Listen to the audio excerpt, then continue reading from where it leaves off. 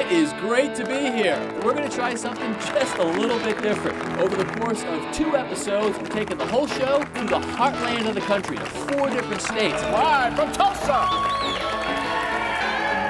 Hello, Little Rock. It is great to be here in Memphis, Tennessee at Graceland. Good morning, Wichita. When you want a totally random planting, you got to be totally random.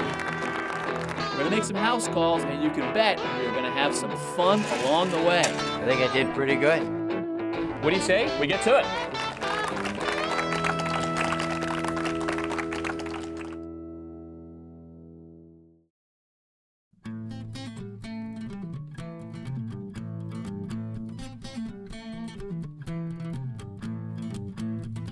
This is our first summer with our new deck. We had it built several months ago, and it runs the length of our home. It's a nice deck, we enjoy it, but there's no power outlets along the entire deck. There's no source of electricity, and if we want to have power, here's what we have to do. Come all the way into the garage and fetch an extension cord and plug it in the laundry room, and then run it back out on the deck.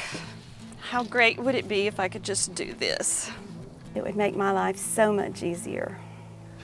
The deck where we want our outlet is on the back of the house, and the electrical panel is here in the front of the house, actually in the garage, which is also where we find our electrician, Keith Deemer. Keith, good to see you. Good to see you. So here's our panel. What do you think? Well, what we've got is we've got a 200 amp grounded panel. And those are 2 good things, right? That's 2 good things because we've got plenty of power here. We've got space in our panel to add a dedicated circuit. Nice. But also what we've got in here, we've got these little openings where you could stick your finger inside the panel to the actual live bus bar back there. And we've got a little loose breakers here. So we're going to address those issues today also. All right, we're going to clean those up. Now, you say dedicated circuits, so you actually want to run a single line from the back deck to here. Yes, all by itself, point A to point B. Because You don't want to tie to anything in the house, because if you plug something in that would trip a breaker or something like that, then would you be shutting stuff off inside the house. all right, makes sense, except now we can't tie into any other outlets or any other wires in the house, so we got to run that dedicated wire from point A to point B, and how are we going to do that? Well, we're going to do that under the crawl space today.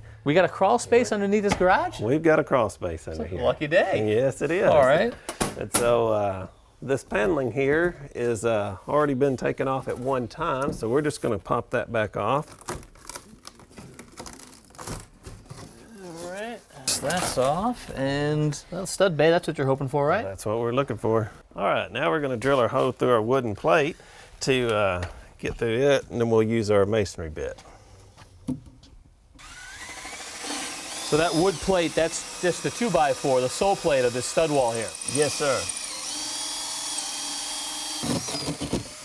Now we're through the wood plate.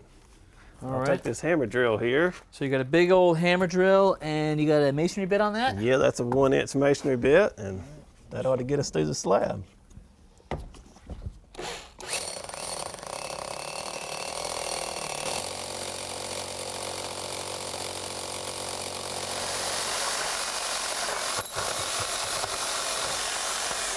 Looks like he went through, right? Yep. Kevin, why don't you run upstairs and push us a fish wire down, and we'll get this in there. All right, here comes Keith. There we go. Right there, hold it. Yeah, okay, all right. I got it. Now give me a minute, I'm going to tie the wire to it and you can pull it up.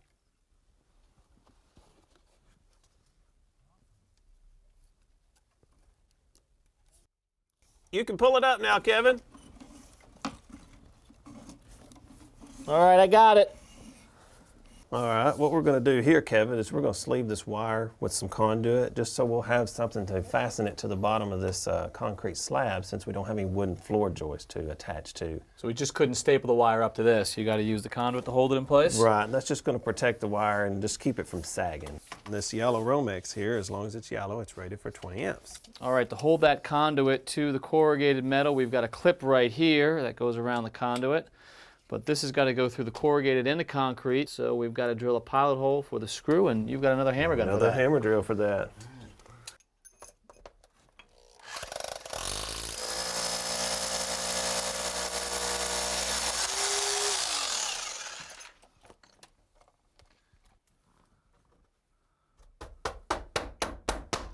plastic anchor to hold your screw. That's it. Okay.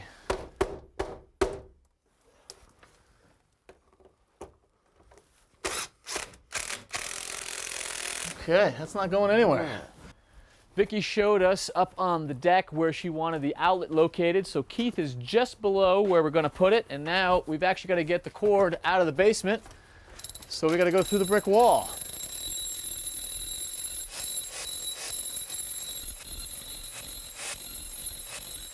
And now we've got a hole ready to receive the wire. There it is. All right, I got it. Outside, we want to protect the wire, so we're going to use conduit, but we're not going to use rigid conduit out here. We're going to use this flexible stuff. Yes, and the main reason we're using that is we got a couple sharp bends right there, and this is just going to bend in those areas easier than rigid would. All right.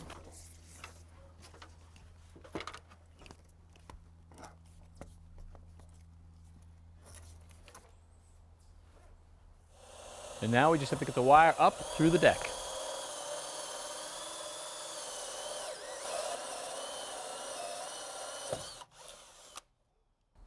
All right, so up here on the deck is where we're going to make the connection between our wire and the outlet box, and this is where we want to make sure everything's watertight, right? Exactly. We don't want any water getting in this box to cause any problems. So this is a watertight box. We've installed a watertight fitting that goes to our flexible conduit that we've sleeved over the wire, and that'll keep all the moisture out. Now we got to connect these two. Yes, so this part here slides down on the flexible conduit. Okay. There you go. This part threads in, just one more way to keep the moisture out. Okay.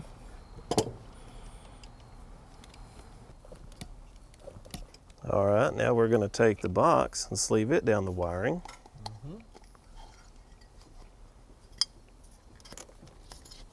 Okay.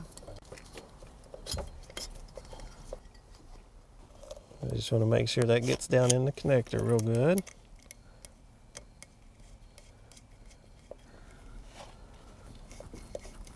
All right, so now we have to set some more anchors, so this is just a mark for my hole. This is just a mark for the hole. All right. All right, there we go. Ready?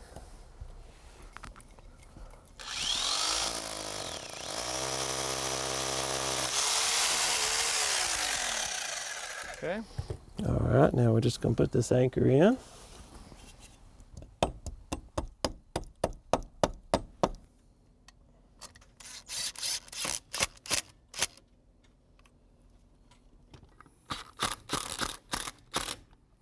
That's not going anywhere. Nice.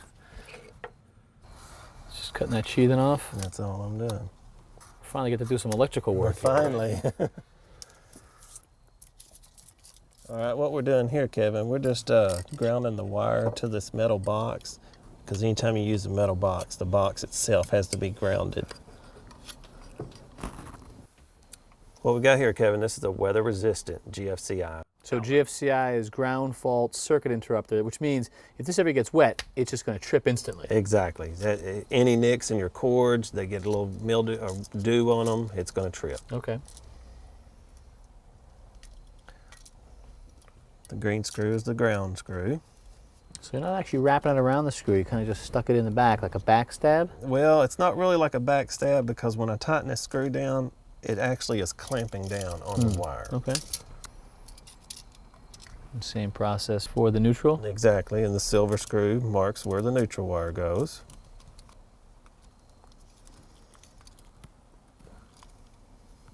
And then again for the hot wire. And that would be the black screw.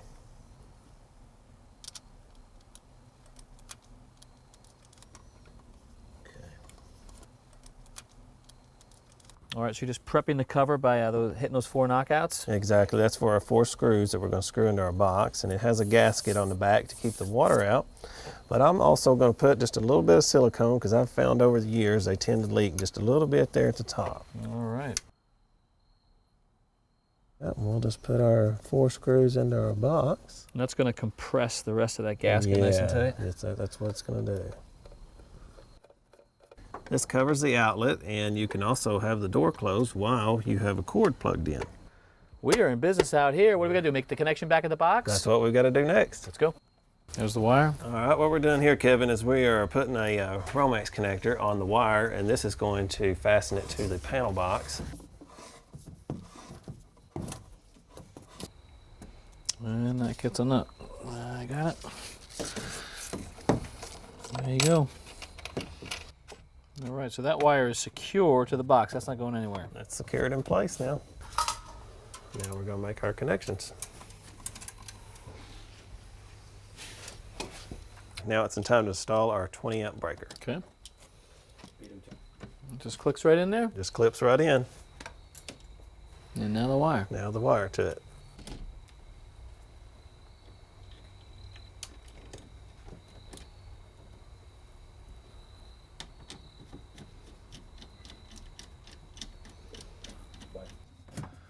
Now you had a couple voids there where there were some missing breakers. That's right. You weren't happy with that, so Right. you want to plug those? That's what we're going to do. You got some blank caps here. That's what these are. Okay, make it nice and safe for our homeowner. That's right. We get all of those in place. We turn the power back on, and we're going to have ourselves a working outlet out on the deck. That's right. And that'll keep anybody from sticking their fingers in. We're just going to turn our power back on. This is all safe and secure. All right, and that means we've got ourselves a new dedicated 20 amp outlet that is waterproof out on the back deck. That's exactly what we got. Nice job, Keith. Thank you very much. You're welcome. Thank you.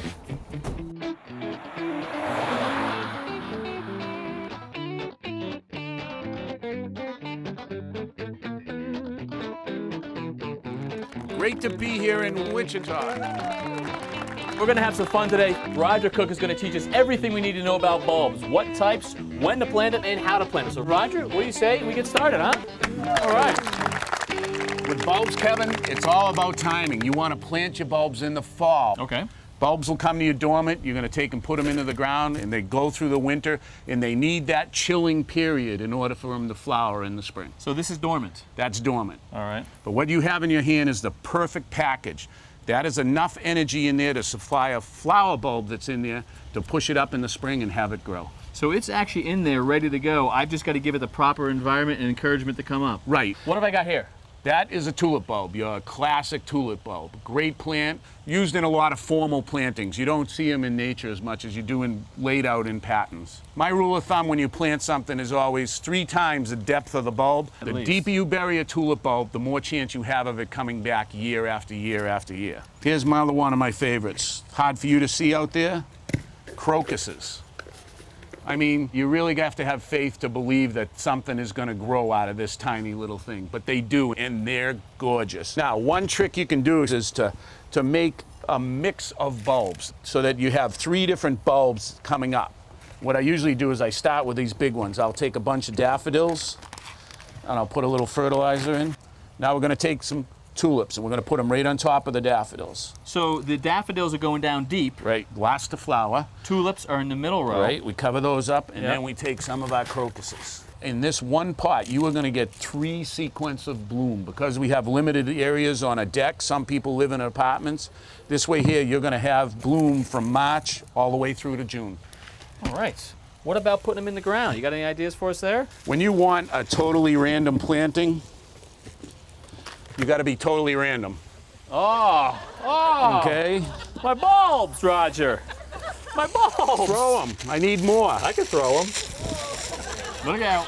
But now, we're not just going to leave these things on top of the soil, No, obviously. wherever they land, that's where we're going to plant them. Really? I love this. This is great. This is my kind of gardening, Roger. I'm just going to use a hand trowel and just sink those tulips in the ground. How's that feel? This is so nice here that these little crocuses, I just stick my finger in the ground and then drop the crocus in. So the whole point of this is just to achieve that random pattern that you might find in nature. Yeah. Roger, thank you very much. We You're are welcome, well on Kev. our way to a beautiful garden. Memphis is known for a lot of things, like the blues and barbecue. But arguably, its most famous resident is Elvis Presley. And this is his mansion, Graceland. Graceland was Elvis's home for 20 years, and since 1982, it's been open for public tours with 600,000 annual visitors. When you enter the front door, you come into an opulent foyer, and then you have the living room. And beyond this room, the music room, where you still have the King's piano. This is one of the most famous rooms in the house. It's called the Jungle Room. and the decor is right out of the South Seas. It even has an indoor waterfall. This is the ultimate man cave, Elvis's TV room. Back when Memphis was broadcasting just 4 television stations, the King could watch 3 at once. More than 30 years after the King's passing, Graceland still remains a must-see destination on any visit to Memphis.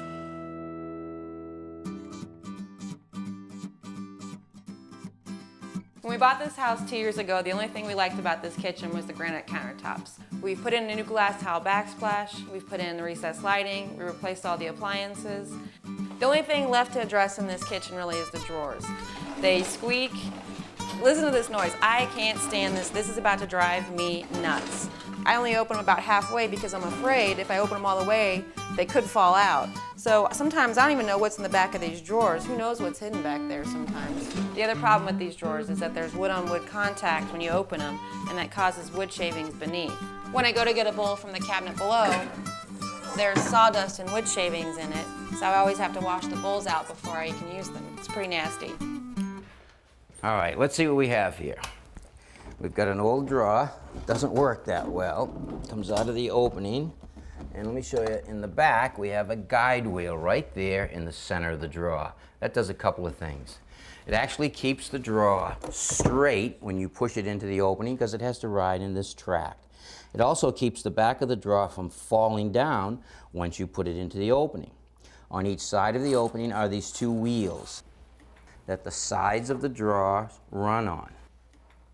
We're going to replace that hardware with some new hardware. This is full ball bearing hardware, 1 on each side. So now when you open the drawer, it'll open all the way. When you close the drawer, you get so far, it'll actually take over and soft close the drawer, pulling it tight to the cabinet. And we just can't put this hardware on the existing boxes. No, it would take too much to modify the drawer box to accommodate for the hardware. These are too wide and they're too high. Okay, so that's why you had me take the measurements and send them off to the cabinet manufacturer. Right, so now we have the cabinet boxes and the hardware. Let's get to work. All right, to get started, we're going to remove the hardware.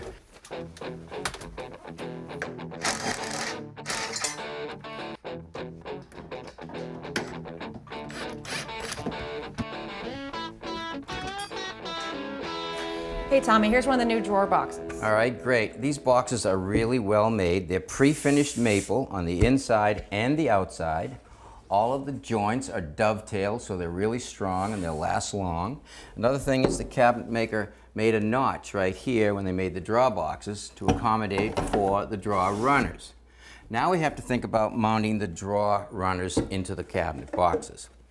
We want to make sure that they are square to the front, both up and down, and left and right, and also parallel. Now we have to mount the bracket inside the box using these brackets right here. It's going to slide into the slot that's on the runner. Now we're ready to mount these inside the cabinet. I want to make sure these are positioned correctly. There are a number of ways to establish the location for these brackets that go in the back of the cabinets. The way I did it is I put the bracket into the drawer runner and I set it on top of the rail like that. So now I set my scribes the distance from the underside of the countertop to the top of the bracket. I can then transfer that measurement inside the cabinet and that will get my height for the bracket. Now we have to think about how the drawers are going to attach to the runners. On the underside of the front, we have to attach these clips right here. That will attach the runner to the drawer. It will also allow us to remove the drawer from the cabinet. Now we want to pre-drill a couple of holes.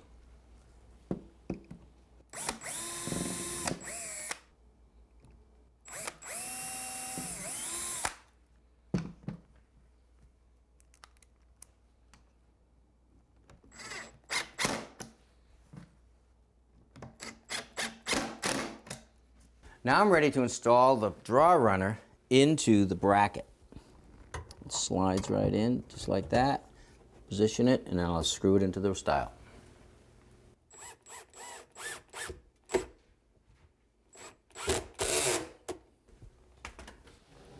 All right, our new drawer boxes are in, and now we want to reinstall our old drawer fronts. That's great, Tommy. I'm glad we get to reuse these. All right, but there is a slight problem. I want to show you what happens when I position the draw front over the box. Like that, put it where it belongs, and it rocks. See that rock right there? Yeah, how are we gonna fix that? Well, there's a couple of screw heads that stick out that are actually holding the hardware to the draw front. So now what I'm going to do is I'm going to position the draw front where it goes, relationship to the doors. I'm going to position it like that. I want to hold it really firm against the draw box, and I'm going to hit it. And that's where we're going to drill 2 little holes to allow for the head of the screw.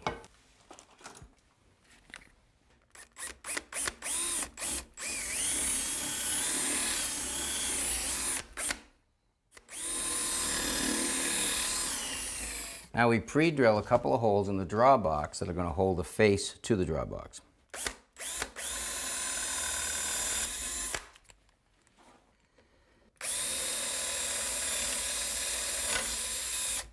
Now I want to position the draw front on the box so that we can fasten it. So what I'm going to do is I'm going to line it up. Okay, that's it right there. Okay, now what I'm going to do is I'm going to tip the draw front down, just like that, holding it against the cabinet front. You're going to take the hot glue gun, put 2 dabs of hot glue right on the screws. On these screws? Yep, right above them, right around them. Around them? Yep, and just move quickly. A little more, don't be so stingy. All right, time's up. Okay, now I'm going to push it in. I'm going to wait for the glue to set. Okay, I think the glue's dry, so let's give it a try. I'll slowly open the drawer. Now we can put a couple of screws in.